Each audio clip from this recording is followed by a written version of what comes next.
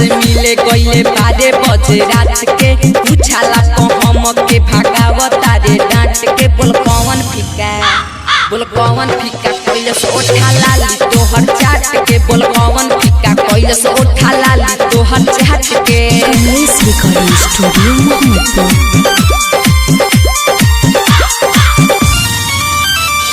फूल जस चेहरा तोर कैसे बामुरी झाई लग जोश में होश गवा के ते बारिश घरे आई लग जोश में होश गवा के ते बारिश घरे आई। फूल जस चेहरा तोर कैसे बामुरी झाई लग जोश में होश गवा के ते बारिश घरे आई।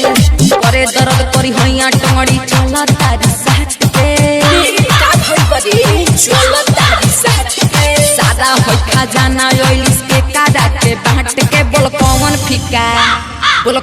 फीका कैलस ओठा लाली तोहर चाट के बोल कौन फीका कैलस ओठा लाली तोहर चाट के।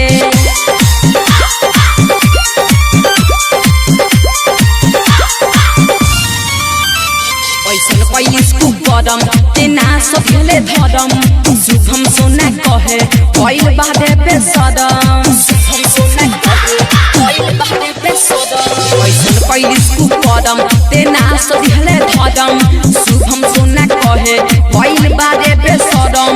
राइटर फूल ताज मजा ले गल घटके जीतन फूल ताज मजा ले गल घट के बोल